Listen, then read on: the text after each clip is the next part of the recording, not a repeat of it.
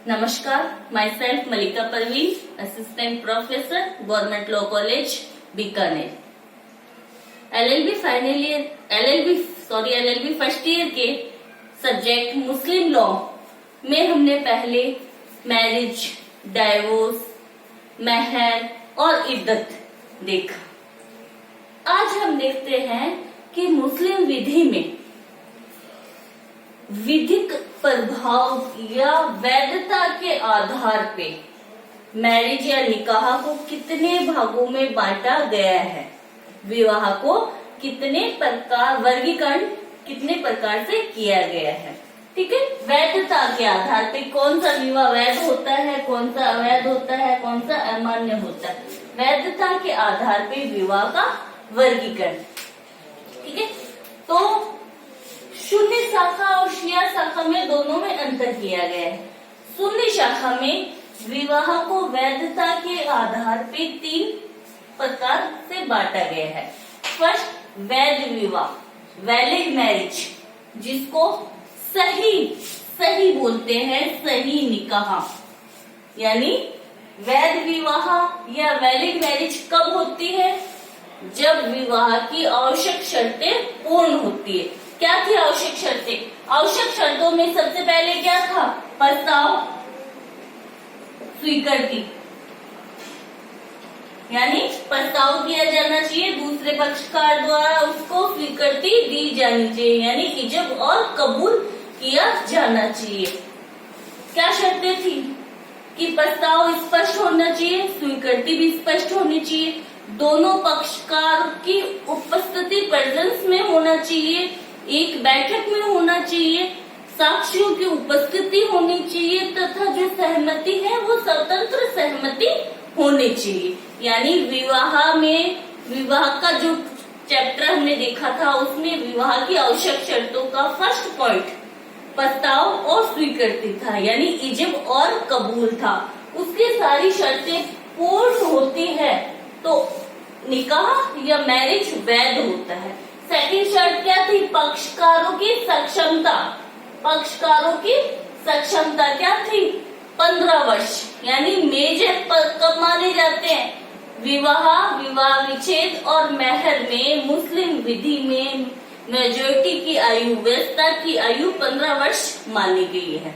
यानी 15 वर्ष की आयु में किया जाता है, या 15 वर्ष से पहले किया गया, 7 से 15, यानी शरीर अवस्था में अगर मैरिज कराई जाती है तो उनके गार्जियन के द्वारा करवाई गई होनी चाहिए।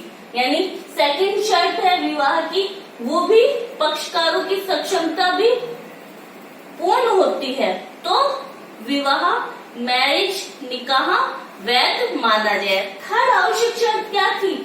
विधिक निषेध की अब्सेंस। फर्स्ट पूरी होती है, सेकंड पूरी होती है, थर्ड विधिक निषेधों की अनुपस्थिति, लीगल प्रोहिबिशन नहीं होना चाहिए। अगर कोई निकाह कराया जा रहा है तो वहां पर विधिक निषेध की अनुपस्थिति होनी चाहिए, लीगल प्रोहिबिशन नहीं होनी चाहिए। लीगल प्रोहिबिशन 3 भागों में थे। सबसे पहले कौन सा था? पूर्ण निषेध, फिर सापेक्ष निषेध, फिर अन्य निषेध। ठीक है, मिसलेनियस प्रोहिबिशन। अगर ये तीनों ही निषेध किसी निकाह में नहीं पाए जाते हैं तो वो निकाह वैध निकाह, वैलिड मैरिज या सही निकाह मानी जाती है। ठीक है, सेकंड आता है अनियमित निकाह या अनियमित विवाह, इर्रेगुलर मैरिज, जिसको मुस्लिम विधि में फासिद बोलते हैं। इसको सही, वैध को, इर्रेगुलर को फासिद निकाह या फासिद मैरिज बोलते हैं। अब इर्रेगुलर मैरिज कब होती है? इर्रेगुलर मैरिज जो लीगल प्रोहिबिशन थे उसमें सापेक्ष निषेध, यानी कब होता है सापेक्ष निषेध? सापेक्ष निषेध यानी कफा का नियम, अवैध संयोग, इद्दत की अवधि में किया गया विवाह, धर्म की भिन्नता, 4 पत्नियां पहले से थी और 5वीं से किया गया निकाह, बहुविवाह, या हज यात्रा के दौरान किया गया निकाह, या मृत्युशैया पे किया गया निकाह, यानी ऐसा कोई निकाह जो सापेक्ष निषेध में आता हो, या अन्य निषेध या मिसलेनियस प्रोहिबिशंस में आता है, तो वो निकाह क्या माना जाएगा? वो इर्रेगुलर माना जाएगा। इर्रेगुलर निकाह यानी जहां तक पक्षकारों में रिलेशन नहीं बनता तब तक उसका कोई विधिक प्रभाव नहीं होता। ठीक है। फिर आता है शून्य विवाह, वॉइड मैरिज, इसको बोलते हैं बातिल, बातिल विवाह या बातिल निकाह बोलते हैं। शून्य कब माना जाता है? 4 कंडीशन बताई थी मैंने। पूर्ण निषेध, एब्सोल्यूट प्रोहिबिशन। एब्सोल्यूट प्रोहिबिशन कब होता है? अगर पक्षकारों में रक्त संबंध है, रक्त संबंधी से कोई विवाह कर लेता है अपनी माता से, अपनी पुत्री से, अपनी पौत्री से, तो ऐसा रक्त संबंध में किया गया विवाह शून्य होता है, उसका कोई लीगल इफेक्ट नहीं होता। सेकंड, विवाह से संबंधित किसी पक्षकार से निकाह कर लेता है, जैसे अपनी पत्नी की माता से, अपनी पत्नी की पुत्री से, अपने पिता की या अपने पुत्र की पत्नी से, यानी जो विवाह से रिलेटेड है, इन पक्षकारों में अगर कोई निकाह किया जाता है तो वो शून्य होता है। थर्ड आता है धात्रेय संबंध, रीजा का संबंध, फोस्टर संबंध, यानी धात्रेय बहन भाई जिन्होंने किसी एक लेडी का दुग्धपान किया हो, वो धात्रेय बहन भाई हो जाते हैं, फोस्टर ब्रदर एंड सिस्टर हो जाते हैं, फोस्टर संबंध होता है। तो अगर धात्रेय संबंधियों में निकाह कर लिया जाता है तो वो शून्य होता है। एक आता है इसमें किसी अन्य की पत्नी से निकाह, यानी मुस्लिम महिला को सिर्फ एक निकाह करने का अधिकार है। अगर वो एक विवाह पहले से विद्यमान है और दूसरा निकाह कर लेती है तो वो निकाह शून्य होता है, यानी किसी अन्य की पत्नी से किया गया निकाह शून्य होता है। तो इन 4 कंडीशन में अगर कोई मैरिज की जाती है तो वो शून्य होती है, इसका कोई लीगल इफेक्ट नहीं पड़ता। यानी सुन्नी विधि में, सुन्नी शाखा में मैरिज को वैधता के आधार पे 3 पार्ट में बांटा गया, वैध विवाह, अनियमित विवाह और शून्य विवाह, वैलिड, इर्रेगुलर और वॉइड, जिनको बोलते हैं सही निकाह, फासिद निकाह और बातिल निकाह। शिया विधि, शिया शाखा, शिया शाखा में विवाह को सिर्फ और सिर्फ 2 भागों में बांटा गया है कि या तो विवाह क्या वैध होगा, वैलिड होगा, या वॉइड होगा। यानी शिया शाखा वाले इर्रेगुलर मैरिज को मान्यता प्रदान नहीं करते हैं। वो कहते हैं या तो क्या है, मैरिज वॉइड हो जाएगा, शून्य होगी, या वैलिड होगी। अगर विवाह की आवश्यक शर्तें सारी पूर्ण होती है तो वो मैरिज वैलिड होगी, और अगर उनमें से किसी भी शर्त का पालन नहीं किया जाता है तो वहां पर मैरिज वॉइड हो जाएगी, शून्य हो जाएगी, बातिल हो जाएगी। यहाँ पर शिया शाखा वाले फासिद विवाह, फासिद निकाह यानी इर्रेगुलर मैरिज को मान्यता प्रदान नहीं करते हैं। वो मानते ही नहीं है कि इर्रेगुलर या अनियमित निकाह भी होता है। ठीक है, तो ये वैधता के आधार पे वर्गीकरण किया गया था। अब हम देखते हैं कि अगर वैलिड निकाह है, वैध विवाह है, सही निकाह है, तो उसके क्या परिणाम होंगे। उसके निकाह में यानी जो आवश्यक शर्तें थी वो सारी की सारी पूर्ण कर देगी। विवाह के आवश्यक शर्तें पूर्ण होने के बाद भी जो निकाह होता है वो कौन सा होता है, वैध विवाह होता है, सही विवाह होता है। यानी वैलिड निकाह, वैलिड मैरिज हो जाती है। वैलिड हो गई तो उसके क्या अधिकार होंगे, यानी उसके इफेक्ट या उसके परिणाम क्या होंगे, इसके क्या रिजल्ट रहेंगे? सबसे पहले फर्स्ट रिजल्ट ये रहता है कि पक्षकारों में जो समागम होता है वो वैध होता है, रिलेशन वैध होते हैं। सेकंड, जो बच्चे उत्पन्न होते हैं, जो संतान होती है वो वैध होती है, औरत होती है, यानी जायज होती है। सेकंड, निकाह की संविदा में अगर महर तय न भी किया गया हो तो भी पत्नी महर प्राप्त करने की अधिकारिणी हो जाती। जैसे ही वैध निकाह पूर्ण होता है, पत्नी महर प्राप्त करने की अधिकारिणी हो जाती है, चाहे निकाह की संविदा में महर का उल्लेख न भी किया गया हो तो भी महर की अधिकारिणी हो जाती। कि कौन से वाद में कहा गया था? अब्दुल कादिर वर्सेस सलीमा बेगम में न्यायाधीश महमूद ने ये कहा था कि अगर निकाह की संविदा में महर का उल्लेख न भी किया जाए तो महर प्राप्त करने की पत्नी तो अधिकारिणी है और पति पर ये ड्यूटी बन जाती है कि वो महर का भुगतान करे। थर्ड आता है, जैसे ही निकाह होता है वैलिड मैरिज हो जाती है। अब विवाह के दौरान, कायम रहने के दौरान पत्नी भरण पोषण या मेंटेनेंस प्राप्त करने की अधिकारिणी हो जाती है कि वो भरण पोषण क्या है, उसकी आवश्यक मूलभूत सुविधाएं दी जाए, उसको मूलभूत आवश्यकताओं की पूर्ति की जाए, यानी वो मेंटेनेंस प्राप्त करने की अधिकारिणी हो जाती। फिर नेक्स्ट आता है कि अगर हस्बैंड या पति की औचित्यपूर्ण ऑर्डर्स होते हैं, उनका पालन करने के लिए उसकी वाइफ बाध्य हो जाती है, बाउंड हो जाती है। शर्तें या ऑर्डर्स कौन से? औचित्यपूर्ण हो, जो रिलेवेंट हो, जिनका कुछ औचित्य हो, यानी औचित्यपूर्ण आज्ञाओं का पालन करने के लिए वाइफ बाउंड हो जाती है, बाध्य हो जाती।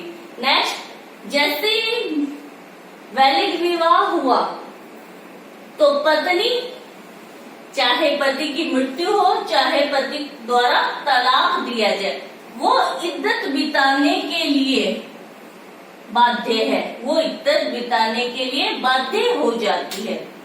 ठीक है। नेक्स्ट, पक्षकार, वैलिड मैरिज है तो पक्षकार एक दूसरे के उत्तराधिकारी है। निकाह वैध है तो पक्षकार एक दूसरे के उत्तराधिकारी हो जाते हैं।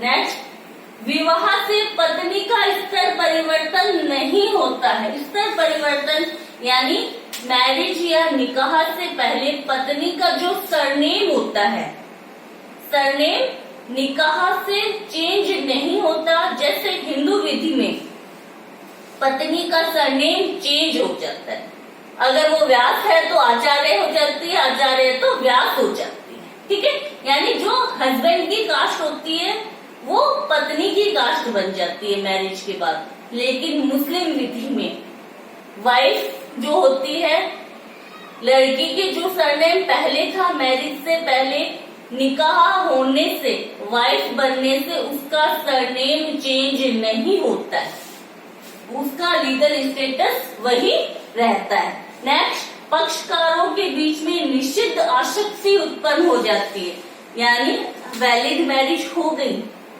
तो उनके बीच में पूर्ण जो निषेध था, एब्सोल्यूट प्रोहिबिशन में विवाह संबंधी जो आसक्ति थी या जो रक्त संबंधी आसक्ति है वो उत्पन्न हो जाती है, यानी वो एक पुरुष अपनी पत्नी की पुत्री से शादी नहीं कर सकता, ये रक्त संबंध है।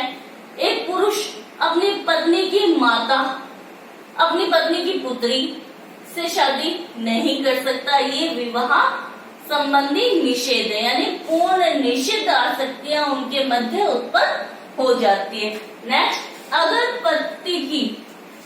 पति ने बहु विवाह कर रखा है, यानी एक समय में 4 वाइफ है, उसकी 4 वाइफ है, तो प्रत्येक पत्नी समानता पूर्वक बर्ताव किए जाने की अधिकारिणी होगी। यानी वो सबको बराबर सम्मान पूर्वक बर्ताव उनके साथ में करेगा। तो ये वैध विवाह के परिणाम है कि उनके बीच में क्या अधिकार उत्पन्न होते हैं और क्या ड्यूटीज पालन की जाती। एक निकाह की संविदा करते समय जो शर्तें लगाई जाती है, वैध शर्तें, उन वैध शर्तों का पालन करने के लिए दोनों ही पक्षकार बाउंड हो जाते हैं। ठीक है, नेक्स्ट आता है पॉइंट अपना कि अगर मैरिज इर्रेगुलर है, फासिद है विवाह, तो उसके क्या परिणाम होंगे। शून्य विवाह है तो शून्य विवाह या वॉइड मैरिज है तो उसका कोई लीगल विधिक प्रभाव नहीं होता, कोई इफेक्ट नहीं पड़ता शून्य विवाह का। ये माना जाता है कि पक्षकारों के बीच में कोई निकाह नहीं हुआ था, उसका कोई विधिक प्रभाव नहीं पड़ता शून्य का। लेकिन अगर मैरिज इर्रेगुलर है, फासिद है, तो उसके क्या इफेक्ट, उसके क्या परिणाम होते हैं, देखते हैं हम। इसमें दो कंडीशन आती है कि अगर पक्षकारों के बीच में समागम नहीं हुआ है, फर्स्ट, पक्षकारों के बीच में अगर समागम नहीं हुआ है तो कोई विधिक परिणाम उत्पन्न नहीं होगा। मैरिज तो इर्रेगुलर है, यानी उसमें वो सापेक्ष निषेध अभी तक विद्यमान है। जब तक वो निषेध दूर नहीं होते हैं, मैरिज इर्रेगुलर मैरिज रहती है, फासिद निकाह रहता है। अगर वो सापेक्ष निषेध विद्यमान है और पक्षकारों के बीच में रिलेशन नहीं बना है तो वहां उसका कोई विधिक परिणाम नहीं होता। और पत्नी को अगर डाइवोर्स दे दिया जाता है या पति की मृत्यु भी हो जाती है तो वहां पर पत्नी को इद्दत बिताने की आवश्यकता नहीं है। कब? जब पक्षकारों में समागम नहीं हुआ है। ये तो एक कंडीशन थी। नेक्स्ट कंडीशन आती है, अगर पक्षकारों के बीच में सापेक्ष निषेध विद्यमान है, फिर भी पक्षकारों में अगर रिलेशन बन जाता है, समागम हो जाता है, तो जैसे ही वो समागम होता है तो मैरिज क्या है, इर्रेगुलर से रेगुलर में चेंज हो जाती है। तो इस समागम होने के पश्चात इर्रेगुलर मैरिज में या फासिद निकाह के क्या परिणाम होते हैं वो देखते हैं हम। कि जैसे ही समागम होता है, पक्षकार महर प्राप्त करने की अधिकारिणी हो जाती है। अब महर, कौन सा महर होगा, निश्चित महर होगा या रिवाजी या उचित महर होगा। तो अगर मैरिज इर्रेगुलर है तो वहां पर पत्नी कौन सी महर प्राप्त करेगी, महर मुसम्मा यानी निश्चित महर, या महर मिस्ल जो उचित या रिवाजी महर बोलते हैं, जिसको उचित या रिवाजी महर, जो भी महर कम होगी वो महर पत्नी प्राप्त करने की अधिकारिणी हो जाती है। नेक्स्ट इसमें आता है, अगर मैरिज इर्रेगुलर है, अगर मैरिज फासिद है, इर्रेगुलर है, तो वहां पर इद्दत की अवधि कितनी होगी, वहां पर इद्दत की अवधि 3 महीने ही होगी। अगर दोनों ही कंडीशन में, पति की मृत्यु होने पर भी 3 महीने और डाइवोर्स या तलाक दिए जाने पर भी इद्दत की अवधि 3 महीने ही होगी। यहाँ पर अगर मैरिज रेगुलर होता, वैध होता, वैलिड होता, तो पति की मृत्यु पे 4 महीने 10 दिन और डाइवोर्स तलाक दिए जाने पे 3 महीने होती। लेकिन अगर मैरिज इर्रेगुलर है तो दोनों ही कंडीशन में, मृत्यु की अवस्था में या तलाक दिए जाने की अवस्था में, दोनों में ही इद्दत की अवधि 3 महीने होगी। नेक्स्ट आता है, क्या परिणाम होगा, नेक्स्ट ये आता है, पक्षकारों में, पक्षकार एक दूसरे के उत्तराधिकारी नहीं होते। इर्रेगुलर मैरिज को में अगर पक्षकारों में रिलेशन बन जाता है, रिलेशन बनने के बाद भी मैरिज तो क्या इर्रेगुलर से चेंज होकर वैलिड बन जाती है, लेकिन मैरिज की गई थी उस समय वो इरेगुलर थी, इसलिए पक्षकार एक दूसरे के उत्तराधिकारी नहीं बन पाते हैं।